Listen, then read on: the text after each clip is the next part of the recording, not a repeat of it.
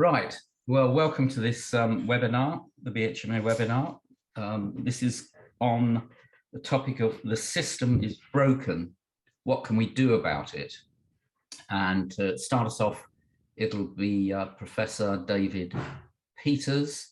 We're going to call him David P because we've also got Dr. David Zigmond, who's going to be David Z. And the other main speaker, sorry, David P will speak, and William, who I think he likes to be called Bill Tate, will also speak. And then the other panel members will join in a discussion. So hopefully that takes us at least halfway through, and we can widen out to some questions and further discussion. So I hand it over to you, Professor Dr. David Peters. Okay, well, thanks very much, Peter. I hope you can see my slides as they come up. You see Albert with a stethoscope? I hope so. Yes. Yes, indeed. So, thanks for this opportunity to just try to present the big picture. And in particular, I want to focus on the burnout pandemic because it is international and it seems to be a problem for most professional groups. And I think it starts at medical school. The GMC says that at least a tenth of the new docs feel unprepared. And I don't think they're talking about scientifically unprepared. I suspect they're talking about emotionally unprepared. And in particular, we see that an awful lot of those doctors actually become quite anxious in the early years. And that may contribute to the fact that 50% of foundation doctors leave the NHS at the end of their second year. Most of them come back, 5% don't. So it's more than just a gap year. Now I want to talk about burnout. This was first described by Maslach herself in the nursing profession. And it seems that it involves exhaustion, but emotional and physical, a sense of not being able to do a decent job, which adds to a loss of, I guess, professional sense of effectiveness, and eventually a withdrawal, and a cynical kind of attitude begins to take over. The mental health crisis has been acknowledged for a long time. I mean, decades, but rather like the climate crisis, nothing's really been done, or not enough's been done to address the problem itself. And I think it's fair to say that that burnout isn't really an individual problem, but it has lots of impacts on the individual. So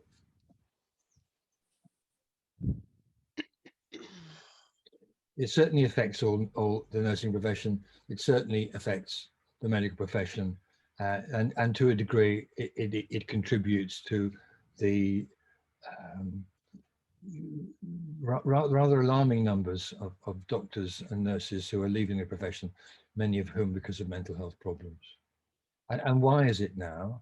Well, the pace of life has accelerated enormously, and especially since the 90s, both in terms of the global carbon footprint, the massive shift in globalization, but also arguably managerialism, the industrialization of most systems, including healthcare, the sense of being under surveillance all the time, massive changes in the profession around training, and the work environment in an under-doctored system is obviously moved into flight and fight. In the background, of course, is a climate emergency and austerity. So what's going on? Well, we know that not everybody burns out. and enjoying the work seems to be a key, and having a life outside medicine seems to be a key, and ongoing curiosity, and and a sense of actually liking some of the people you work with and work for seems to be very important. And those are the drivers. The drainers are, according to Maslach, overload, feeling out of control, lack of reward, unfairness, and conflicting values. Now, that six is actually an average day on the front line of the NHS. So not surprisingly, many of us are burning out. And to some extent, personality helps, not to be over anxious, to be cooperative, to be persistent. I mean, those are personality traits which help the individual to avoid burnout. Self-care is the key, of course. Get your oxygen mask on first, but really doctors aren't terribly good at that. We don't seek help easily. We're afraid of not appearing to be the right stuff. We don't blow whistles. We don't call each other out nearly enough. And it ends in very often in tragedy.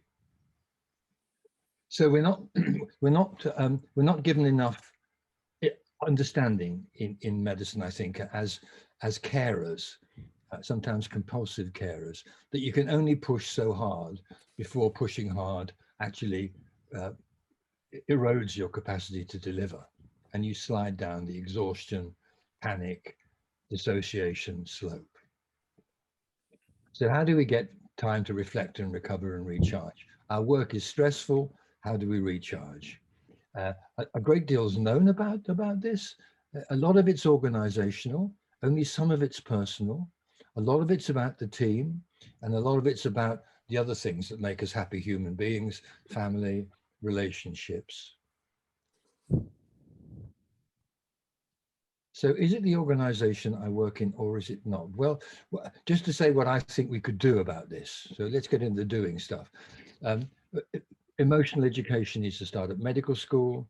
We need to understand and accept support and build it into professional development and the organization.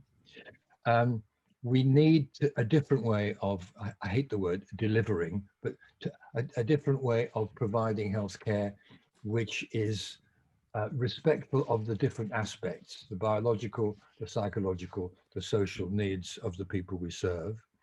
That means holism, and holism depends on a massive political effort, because fundamentally we need system change at many levels.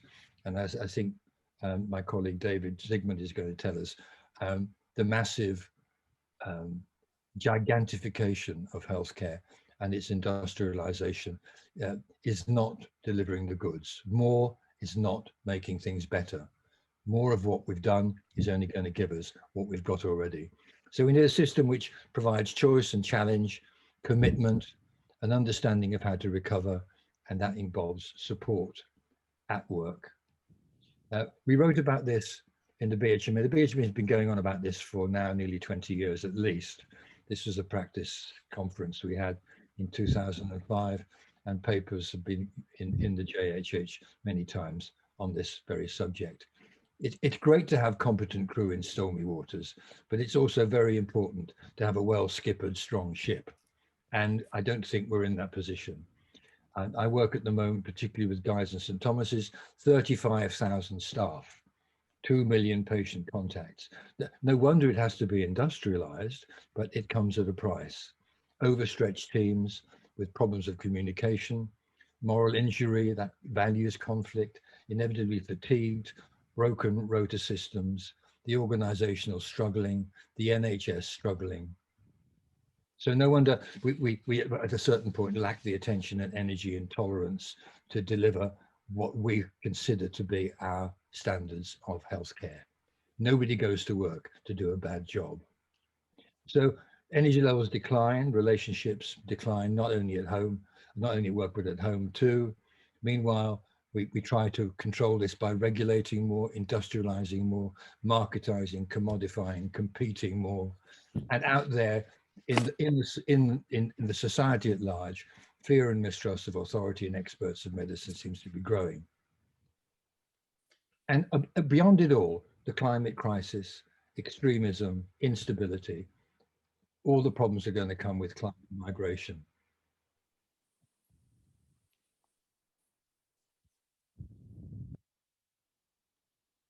got little English in the background here. And I've got stuff on my. Oh yeah, and into the middle of this, comes the pandemic. So yeah, in healthcare, we face a lot of things that most of us can ignore. Levels of severe suffering, high emotional arousal and collapse, and things that smell and look pretty disgusting. Death, team conflict, and all the time guidelines, broken IT, professional development. So where are we now? We see a system at many levels which is broken. Are we going to go into cooperation? Are we going to go into conflict and conspiracy? Cooperation would mean engagement of citizens with their own health and with the system which they own. But really, I think we're all beginning to see, perhaps as a species, as a culture, that really we can't battle endlessly with disease and death. We can't do this as if it were scientifically feasible for us to tackle all human problems through this lens of medicine. So I'm done, and I want to pass that now over to Bill. If you would be able to comment on what I said about a broken system and what you think of that organizationally and how we can make a shift. Thank you very much, David. I'd be delighted to pick up from where you've left your introduction. Can I just check everybody's hearing me? Yes? Yes, Bill, could you say who you are, just for other people who... Yes. I was a slave, a long-term slave to British Airways until I managed to escape. This was, when I say long-term, I was there in the early days of being a nationalised industry, and when we freed ourselves from the control of the Exchequer and decided that we ought to be putting people first and putting the passenger first. So I was part of the turnaround of British Airways in the 1980s. And then I left in 1991 to become an academic, teaching on MBA courses at City University in London, and then a freelance consultant and writer. And then I launched what I call the Institute for Systemic Leadership. I researched the application of systems linking to the practice of leadership for my doctorate, and then I've been running the Institute for Systemic Leadership since then. So does that say enough about myself as an introduction? Yeah, that's great. Thanks, Bill. I'm still too old to be doing this, but I shall carry on probably for a lot longer yet. Okay, so I've been a long-term student of systems and systems thinking, the application of systems thinking, the science of systems. And I was very attracted then to this being the theme for this year. And I thought I can bring some of my my practice to bear on this subject. And I was reminded the other day when I was listening to Woman's Hour. Now, I don't know whether it's odd for a male to be listening to Woman's Hour, but I find it a fascinating program. They do some really good interviews.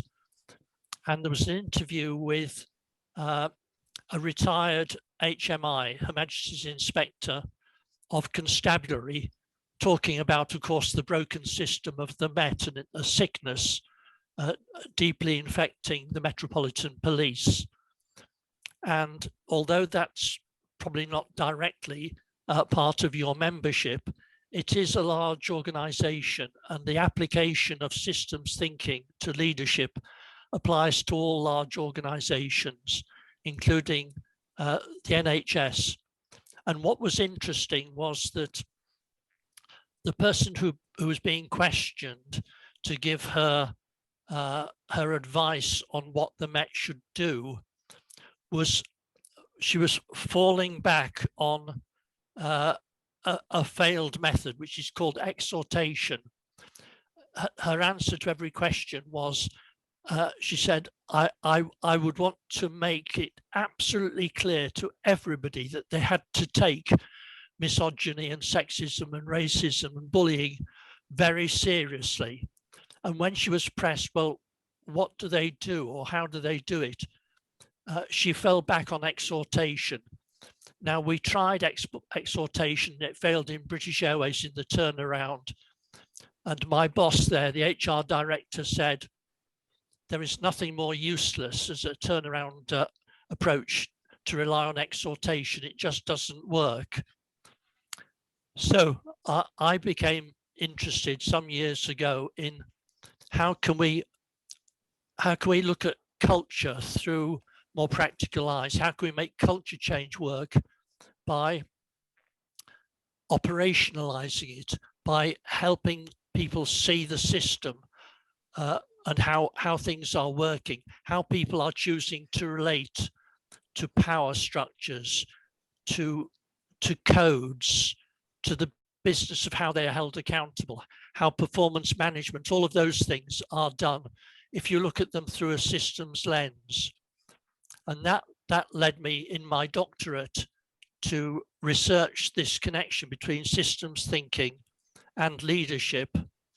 And I launched the Institute for Systemic Leadership and produced a lot of organization OD development tools, 32 tools. And they are on my website, and they cover things like what is a good way of holding people to account for getting things right, not simply punishing them when they get things wrong. Things like that. How does governance as a practice differ from management? And how does governance look if we look at governance through a systems lens rather than a traditional or a mechanistic lens? So that's what I've been doing, finding out what are the levers, what are the practical levers that people in large organizations can pull. And I'm hoping to find myself invited onto Woman's Hour one of these days. But whether I would have to become a trans female or something to do that, I don't know. But there's medical experts in this room, so perhaps they could help me with that. But essentially, that's what I've been doing.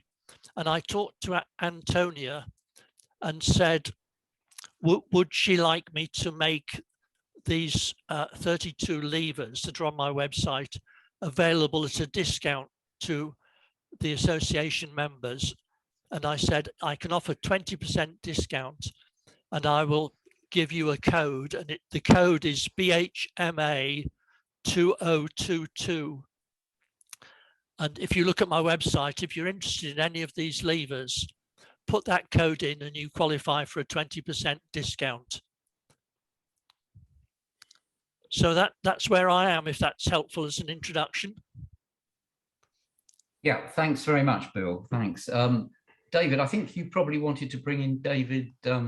David Zigmond. You wanted to have a little dialogue between the two of you. Is this a good moment? Yes, would that be good enough to do now, David? David Z. Oh, yes. Here I am, ready, waiting. Okay. Yeah, here I am. All David, right. Just 30 seconds on who David Z, who you are, just so everyone knows. Just a very quick intro. You want me to say? Yeah, just a very quick. Yeah. Okay. I'm David Zigmond.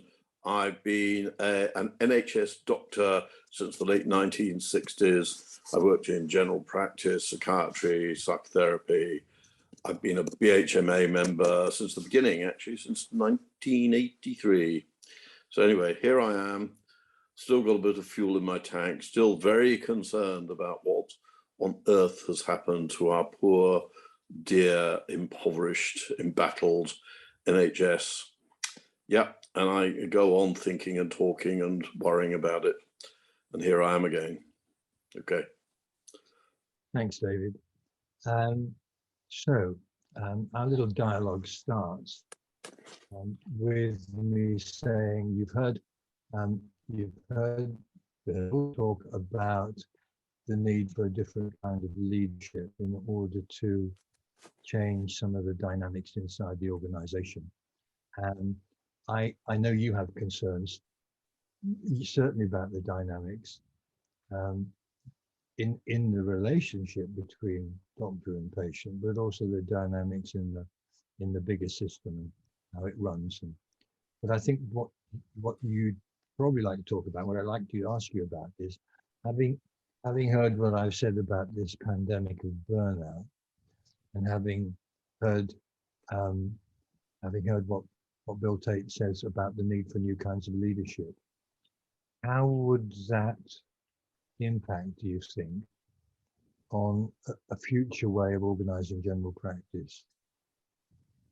General practice.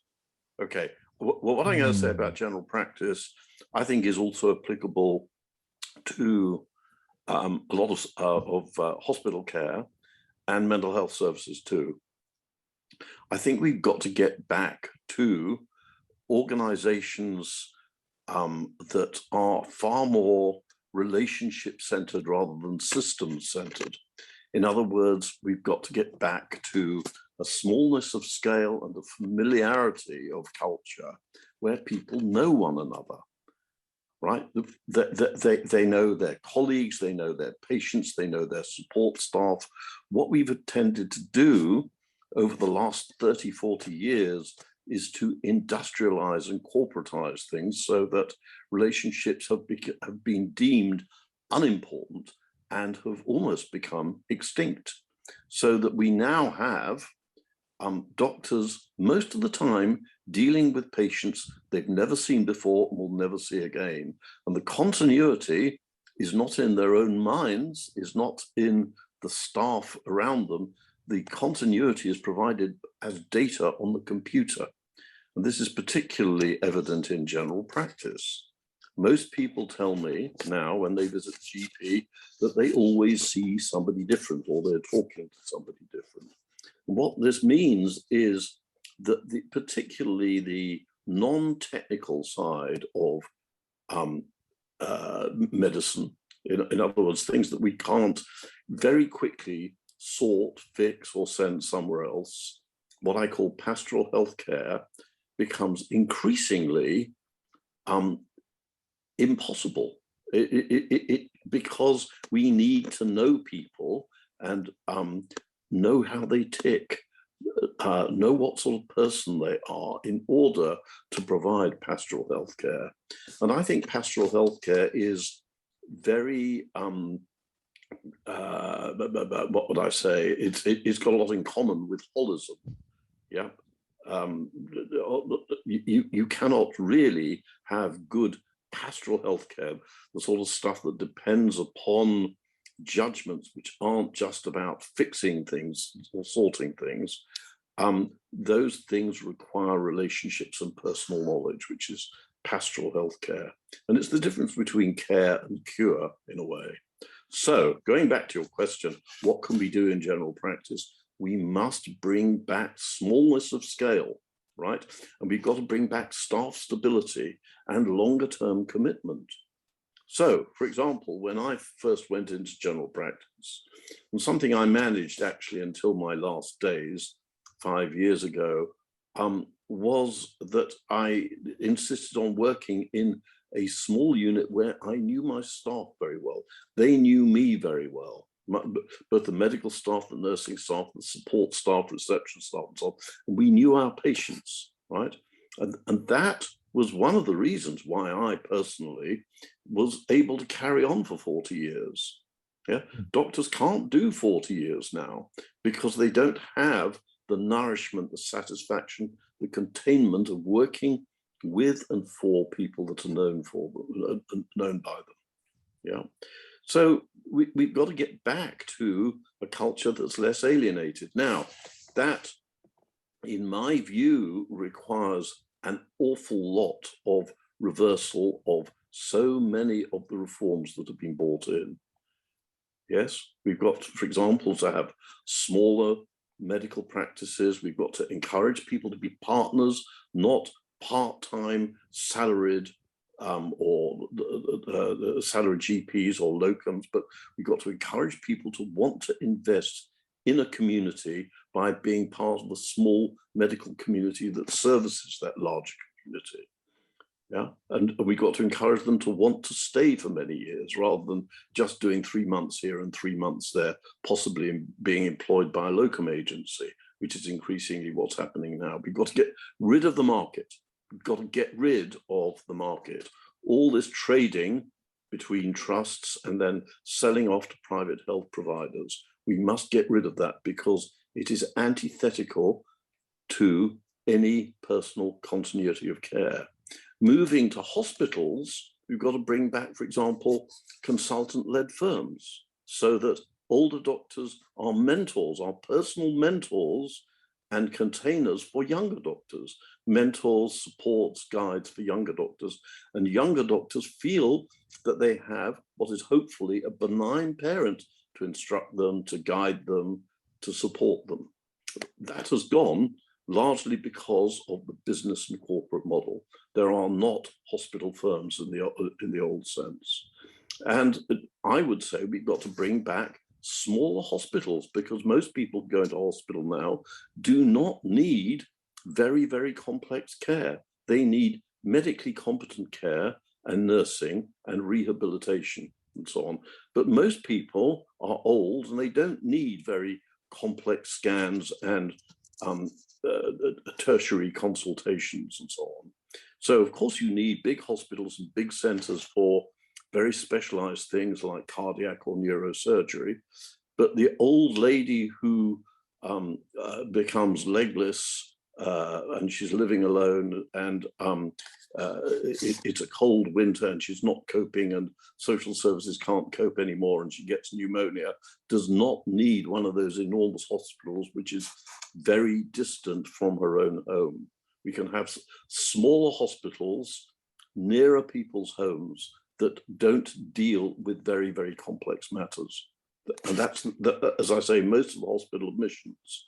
And I think we need smaller medical schools as well, where staff and students can get to know one another. Because from what I hear now, for example, Guy's, what's it called, Guy's, King's and St. Thomas's is absolutely vast now. It's about 5 times the size of the medical school that I went to. So right from the start, these people are caught up in a vast system in which they feel rather faceless and anonymous, and in which they are corporatized in a way. David, okay, maybe I've said enough, and I think. No, and you haven't said. You said absolutely wonderful things there about community and small is better and continuity of care. Some really important messages. I feel conscious of the time. Sorry, I'm in the chair. So is Thuli or Darryl or Louise, would you like to say a few things and the next few minutes, and then we can open it up to. Sadly, we've lost Louise. Louise was going to talk about medical education, but she's on the train in Sweden. I don't think she's got a line. Has she not got a line? Okay, maybe Darryl or Thuli, would you like to add anything at this point, or are you happy to join in the discussion? Thuli, I think you probably, Dr. Thuli Whitehouse. Yeah. So small introduction. I'm a GP currently working, looking after NHS patients. I'm also a yoga instructor, long-term member of the BHMA and holistic doctor. I guess, yeah, I mean, I suppose there's so much to say on this subject, isn't there? And you can go back in time and see huge waiting lists in years gone by, similar to what we have now. But there is an increasing amount of discussion, even in the mainstream medical press, about the kind of breaking point that the NHS seems to be reaching. And I guess it's not an easy thing to answer, is it? But I suppose the thing is, we need system change, we need whole scale system change, and there are many kind of arguments about the best way to do that.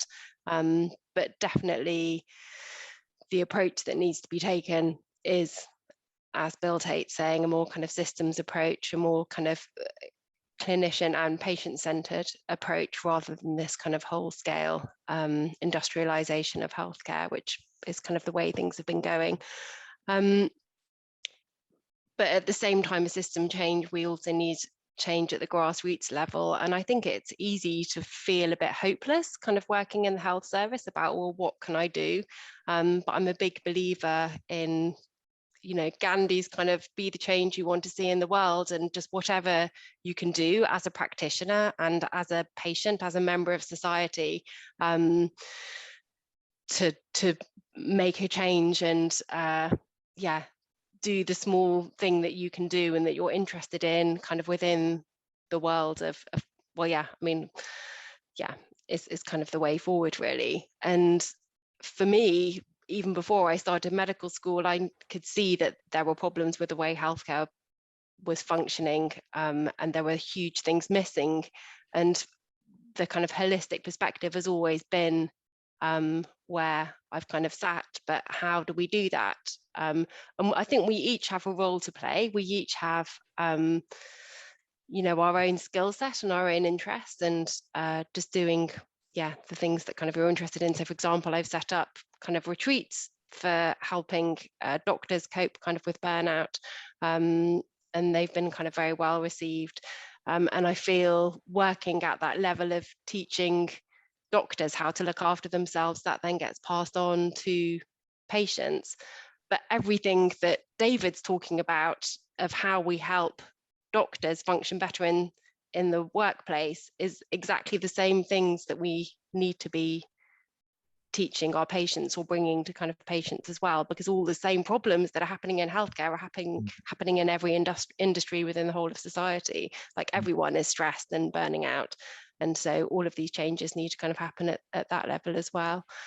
And I think the other thing, and I think this is beginning to happen. So we've seen social prescribing being rolled out, lifestyle medicines becoming much more common, body-mind practices like yoga and Tai Chi, etc., are becoming much more kind of commonplace. And just this kind of better support for people in society just to have their awareness, psychological awareness, which I think is happening. Like in primary school, you have groups talking about your feelings, and that definitely didn't happen when I was there. So these things are there kind of in kind of small form, kind of all through society.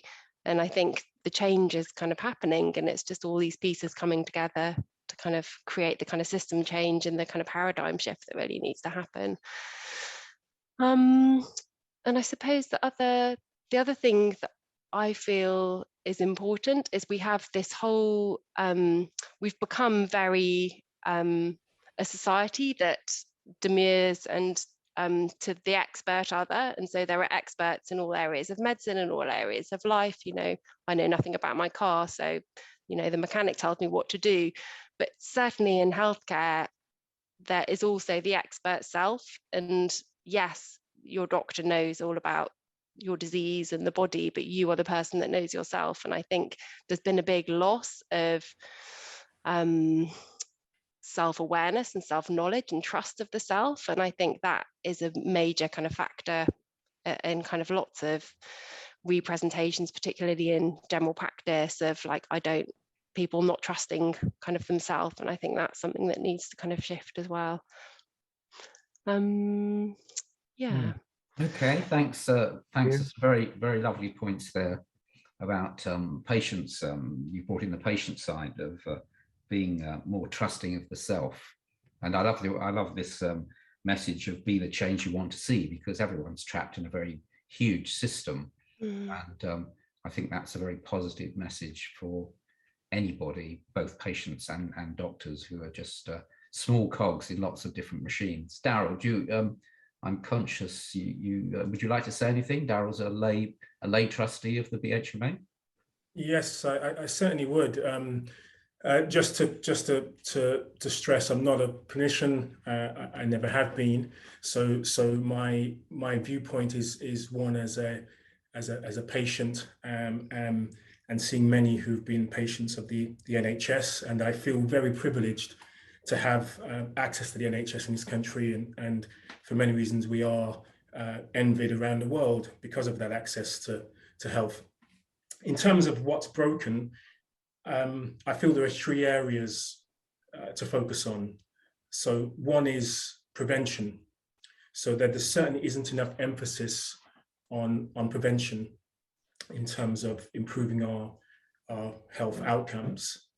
We have had a very near-term focus on lifestyle medicine and a more holistic approach to people being interested in nutrition or physical activity, for example, in different pillars of health, focusing on stress management or sleep. But I feel it's undervalued and underappreciated by many. The second, which I'm really passionate about, and I feel has been a long-term crisis within society at large, is health equality. And health equality meaning, how do we recognize diversity? How do we seek to offer the same opportunities to health treatment and to social care and social infrastructure, regardless of race or color or gender, age, mental health, disability, and the like. And so, who somebody is, where they come from, what their heritage is, has far more bearing on health outcomes than anything else that exists from an infrastructural point of view. And the final point is where I feel fairly optimistic about the future of healthcare, is precision medicine, is individualized medicine, where we don't treat the individual as a one-size-fits-all, but we tailor pharmaceuticals, we tailor screening, we predict. There's a better emphasis on prediction and monitoring and screening.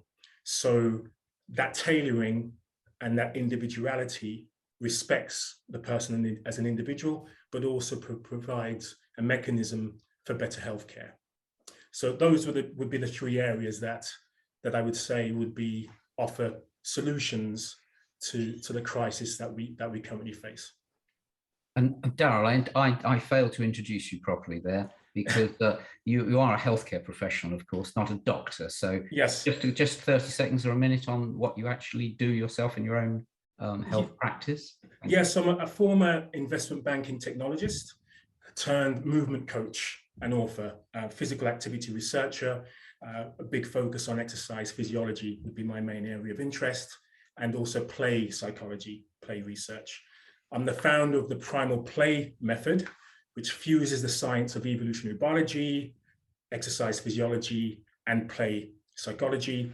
And my main mission is to inspire humans, regardless of age, ability, or disability, to transform their health by making physical activity fun and engaging. Thanks, Darryl. We're about 2/3 of the way through.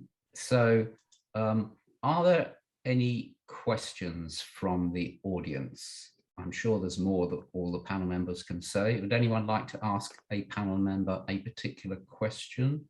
It's helpful if you can put it in chat, or maybe, Antonia, should we have people switch their video on so we can see by a show of hands? Is that the easiest way? I'm not very familiar with Zoom chairmanship.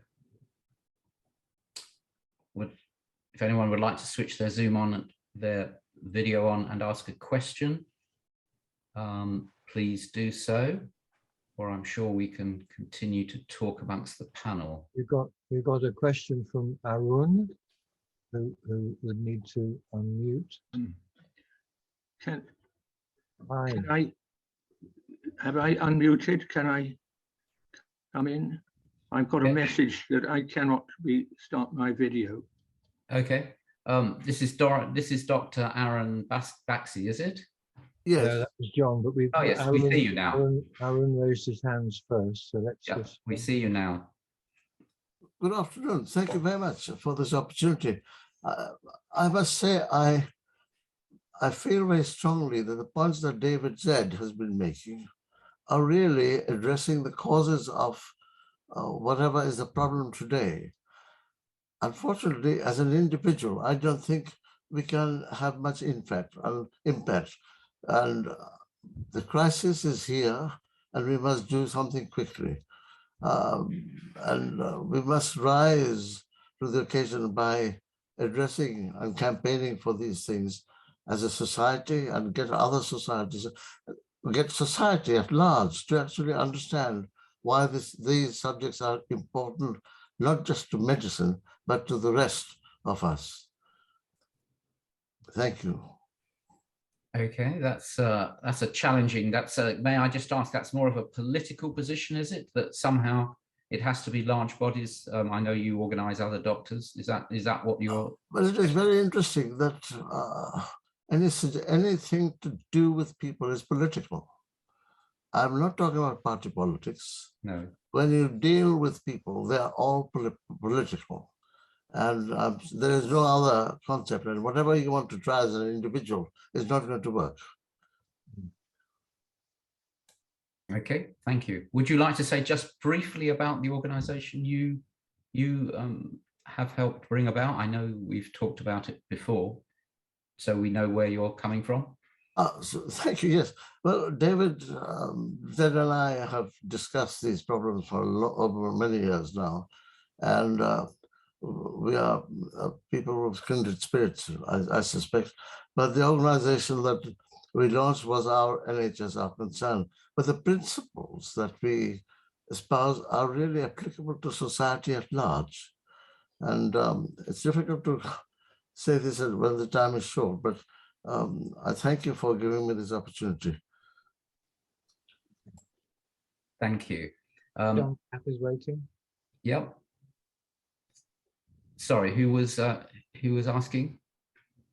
Can you not see the screen, Peter? Yeah, I can't see the whole screen. John Cap.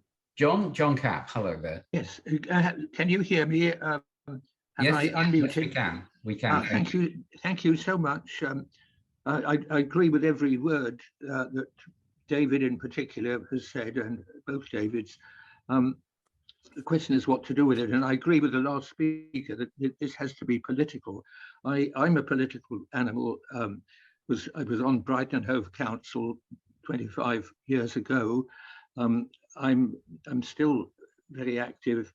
I'm trying to get the Health and Wellbeing Board of Brighton and Hove Council to take some interest.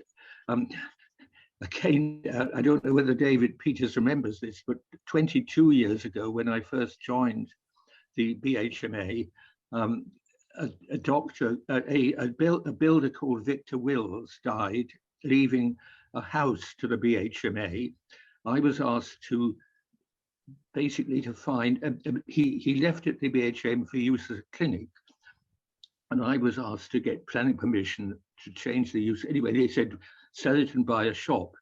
The BHMA sold it, and I bought a shop on spec, hoping that they would pay me back for it, but they didn't do so. So I've been running it now, first of all called Planet Janet, 86 Church Road, opposite Hove Town Hall.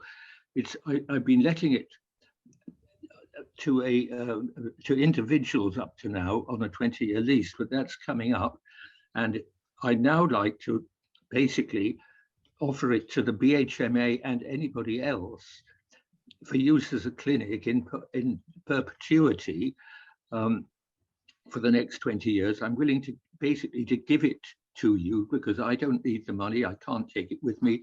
I've had my money back from it. And so I have put it into the chat, my website, which is prescribe.fitness, which I think is very much in tune with everything the BHMA has done. I'm having weekly meetings. If you're accessible to Brighton and Hove, I go there every Monday morning at 10 o'clock and basically hold open house. I'm looking for trustees and people to therapists and members, basically to run it in the principle, all the principles that you've been espousing. This could be, in a sense, the BHMA's headquarters 20 years later, which was, I think, what was Victor Wills's intention. Anyway, I won't take up more time, but you please do get in touch with me and come and see me. Thank you. Thank you for that, John, and for that generous offer. Thank you so much. We'll we'll I'm sure some people will take that up and pursue that with you, especially the local community, obviously. Do we have any other questions? I'm just looking at my chat screen here. Any, because if, yes, Bernard there. Oh, hi. Hi, Bernard. It's not really a question, it's more of a, well, a support, really. I'm a retired pharmacist. I was a pharmacist for 45 years, worked in the hospital service, community, prisons, you name it, I worked there. And what I feel really sad about is what our speakers are talking about, prevention, the holistic prescription, having, instead of putting just medicinal pharmaceuticals on the prescription, there should also be space for diet, lifestyle, alternative medicines. These are poo-pooed now, despite our intentions to have a more holistic and individualized approach to medicine. It's not happening. And my mother died of a side effect of Voltaren or diclofenac. I've seen so many admissions to hospital with side effects of drugs, over-prescribing, interactions, how the elderly are affected more by drugs than younger people. And I've just found it so sad that the pharmaceutical industry seems to still have power. I mean, at one time they used to give GPs holidays if they prescribed a certain drug. Is this power still there, either consciously or subconsciously, or are doctors allowed to be holistic? Does any of our panel thank you, Bernard. I mean, as a pharmacist speaking for less use of pharmaceuticals, I think that's a wonderful position to present to us. Would any of our panel like to answer that question? I'd like to raise a point in response to that and link it to what I was saying, which is about smallness of scale, getting to know people, and personal continuity of care. The errors that, sorry, I don't know the name of the previous speaker, I can't remember his name, but the errors that I have witnessed have usually been because nobody knows what's going on and nobody's paying attention. And we've now got a system that's very, very largely automated. Things like repeat prescriptions are now largely automated, and the amount of human personal attention that goes into checking and looking and discussing these things is now minimal. Indeed, the system advances, in inverted commas, by trying to cut out those things and automating wherever they can. So this ties in with my concerns about how on earth do we bring back the personal attention and engagement, both with colleagues and with patients. And that way, the error rate usually is likely to fall.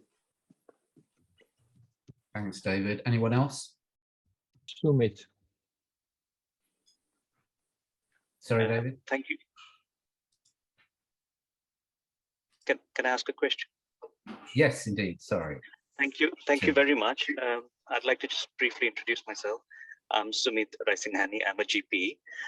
Sorry, I wasn't expecting to be in a car today, but such are the pressures of life and the storm. Thank you very much for this opportunity, and thank you so much, David, both Davids and David Zigmond. I find the ideas so fascinating, and as a GP, I'm really inspired.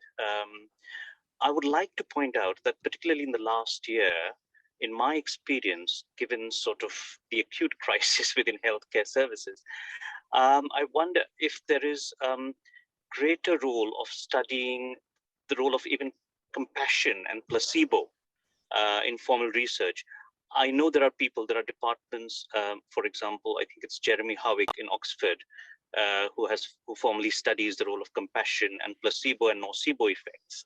But I wonder if that would be something that the BHMA would perhaps encourage going forwards as well, besides sort of medication and pharmaceuticals that we just spoke about, but whether that there would be encouragement for that kind of study further as well.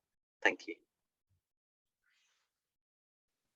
David, would you like to answer that question? You're more aware of research and the kinds of research that have been done. on these matters? I mean, yes, a huge amount of work has been done on the power of the so-called placebo effect. I mean, if it weren't so powerful, we wouldn't need double-blind trials to try to get rid of it from the equation.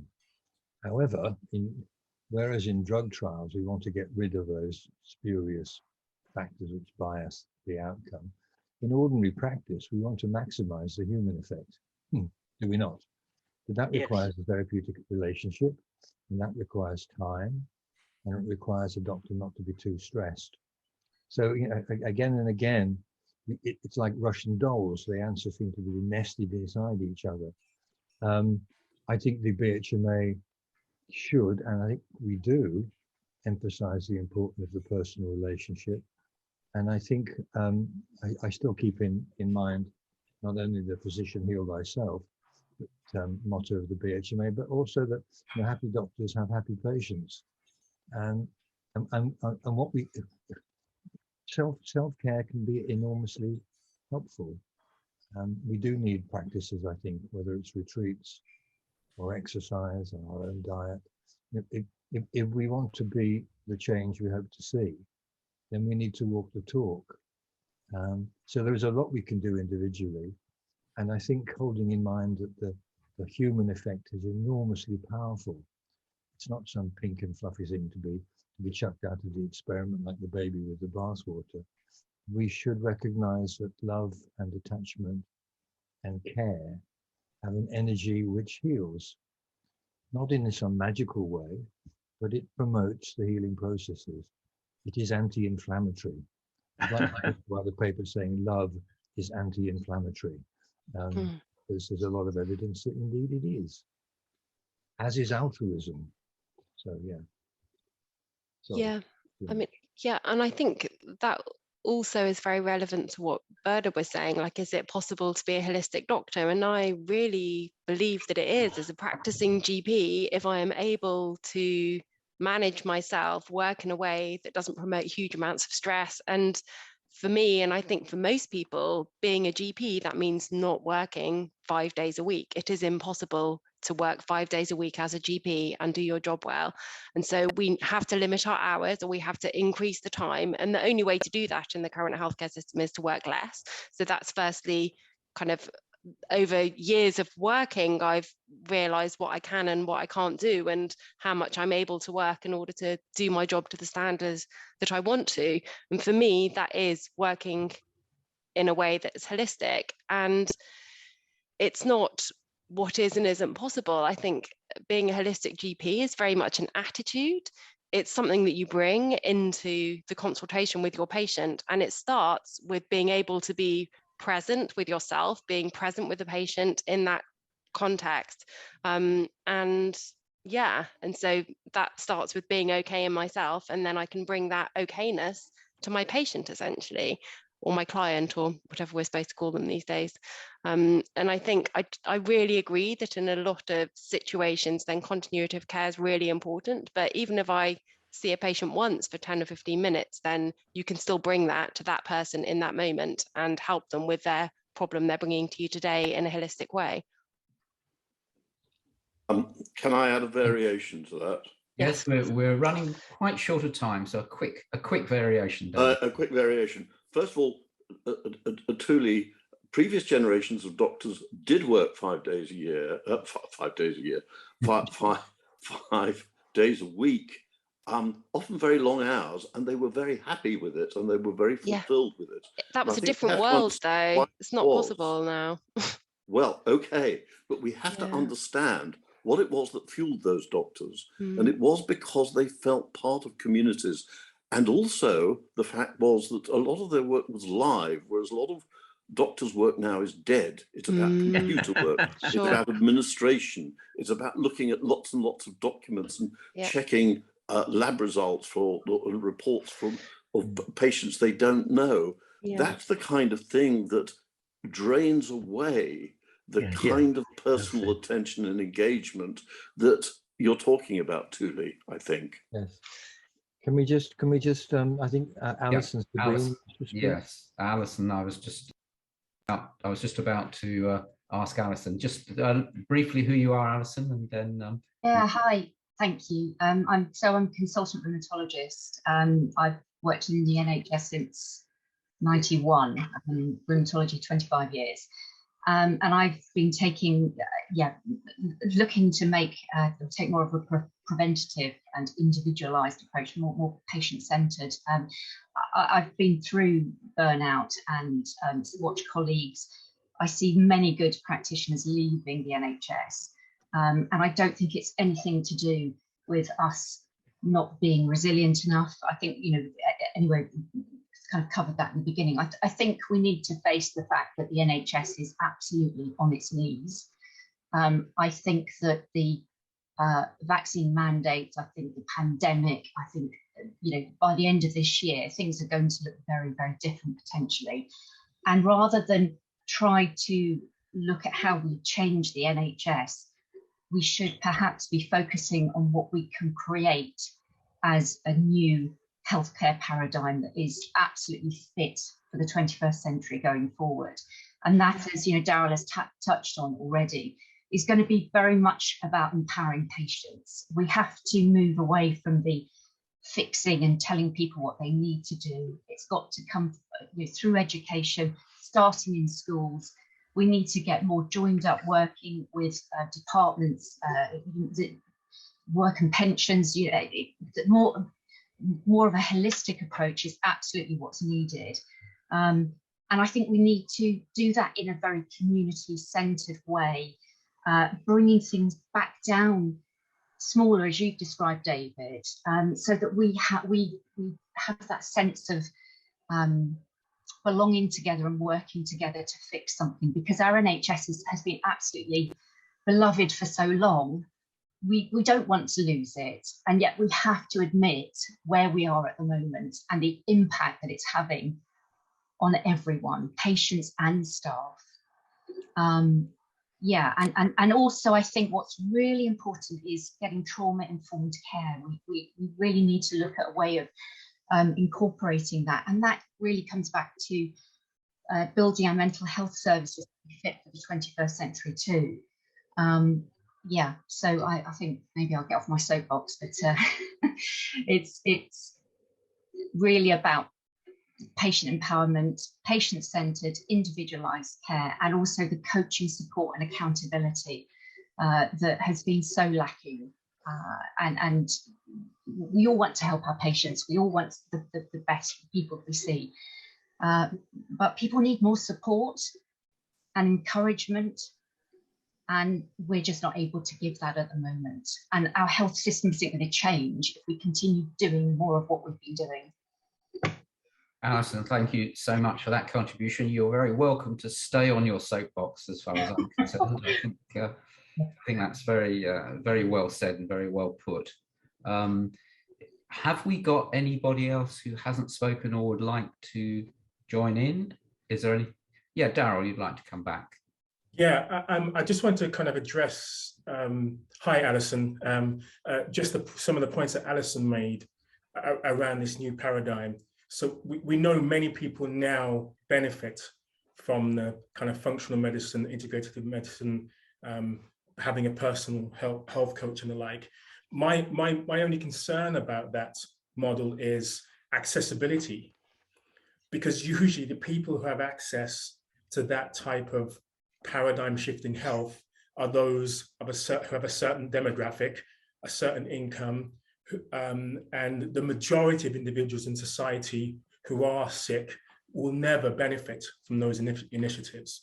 And that's my concern about that, given that the gap is already huge of people believing that they can take charge of their healthcare as it is.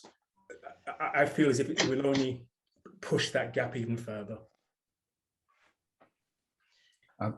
Thanks, Darryl. I've got a message that Antonia's lost connection, and she's well, she's popped back again. Is she back? Well, she's appeared on the screen. I don't know if she's there or not. No, I can't see her. I suppose, Darryl, that's where things like social prescribing come in, and it's about making that available in all sections of the country through all kind of demographics. But yeah, I imagine like many things, social prescribing is going to become a bit of a postcode lottery as well, and the inverse care law will kind of reign. But yeah, I totally agree with everything you said. Yeah, it's yeah, because unfortunately, if you know, living in London, for example, you know, again, we all know the statistics, right? On the district line within London, going from east to west, you know, you basically lose like 20 years, 25 years in life expectancy, going from like Fulham Broadway to like Dagenham in the east, right? And you know, access to great healthcare in many respects within the city, but there are so many people who are disenfranchised, who won't take on board the education because it isn't written for them. You know, it's written for those who have a reading age of a certain age, not the reading age of those who we're trying to cater for. So yeah, so I agree.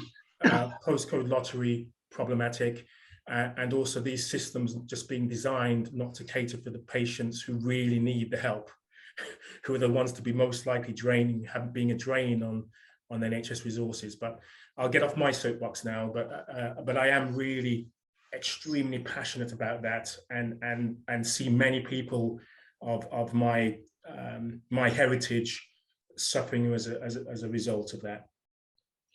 Could I put a quick plug for my campaign for social prescribing of talking therapies, shorthand CASSPOT, but it's on www.prescribe.fitness. It's on the chat, so please have a look at it, because that's saying exactly what Thuli and Darryl are saying. Yeah, I'd like to come in there because I've been trying to, I've had a quick look at prescribe.fitness, and I recommend you all have a look Thank you. as well. It's a very noble initiative from John there and his local community. And I think this notion of smallness and local community and having to work you know, from the bottom up is obviously, you know, absolutely key. I know Bill was more looking at how to, you know, do it from the top down as well. It obviously needs things from both directions. I am conscious we've done our hour, and I'm supposed to be holding an AGM for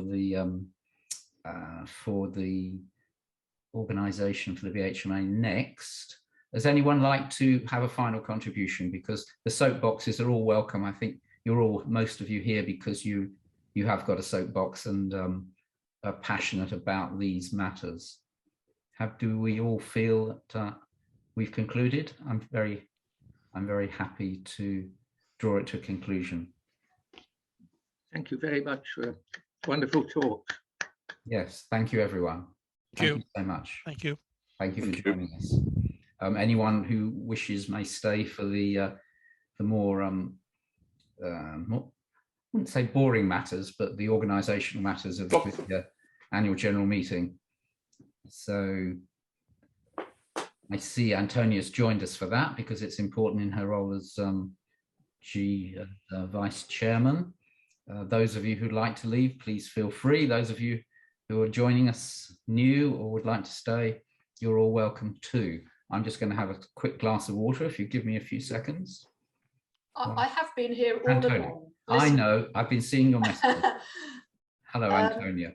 I wonder, for those who've been on the panel and been with us for the panel, I don't know if people want like a 2-minute comfort break or whatever we call it before we actually start the AGM. Yes, I would, if that's okay. Yes. So, yeah. So I think it'd be really lovely to have everybody's video on now. It'd be really lovely to see each other, but I don't think that no pressure to do that. So as I just put in the chat, none of this is going to be publicly available. The only person who's going to watch the video from here on in is Nicole to do the minutes from it. So yeah. So do we take a break for 5 minutes? Yeah, a couple of minutes break. Couple of minutes, okay. Should we chat amongst ourselves if we want to? For now? I'm going to get some water.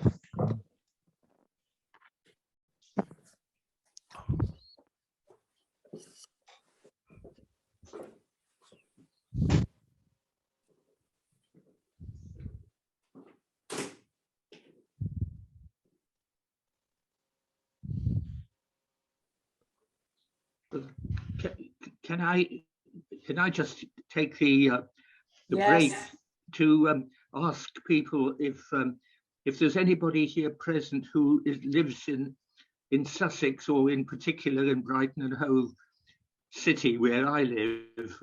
Is anybody there that lives local to Sussex? You do. That's Andrew Sikorski. Where do you live?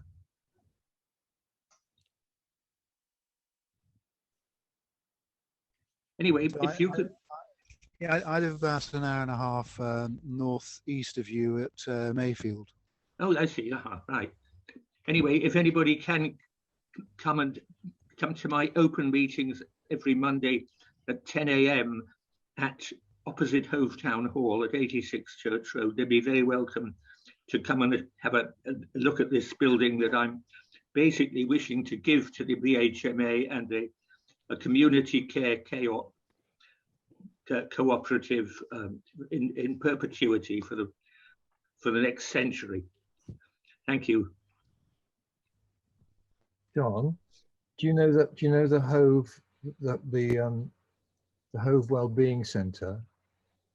Yes, it's actually called Brighton Health and Wellbeing Centre. Yeah, Health and Wellbeing Centre, run by Laura Marshall Andrews, and that's right. Laura and her team have got a very unusual and holistic approach. Yes, well, they're my local heroes. Yes, and I've been trying to. So if I emailed them like crazy, and I've dropped leaflets and books off with them, but they're like everybody else in the NHS. They're so overwhelmed they can't even spare a minute to say hello. So I will contact Laura. Thank you so much. Because we've worked together, and I think it's a very, very generous offer. The problem for the BHMA is, of course, we don't deliver services, but I hope we can facilitate them anyway. Well said. Thank you, David. Yeah, exactly. It's been a wonderful outcome for me buying that place. In fact, I'm sure I would not be here now. I'm 86, and I was 64 when I bought it. So that has actually saved my life. And bless you all. Thank you so much for what you've done for me. Because it was when Dr. Milan Jani came in wearing a BHMA T-shirt that said, "Physician, heal thyself," which blew me away. That's why I basically joined the BHMA Sussex Centre with Dr. Craig Brown, who ran the first Sussex Centre. We worked together, and your vision has guided me and got me to this point here. And I just wanted to give it all back to you and to the community, the local community. Thank you very much for listening to me. Oh, thank you so much, John. Thank you. That's a very heartfelt and heartwarming message. Thank you.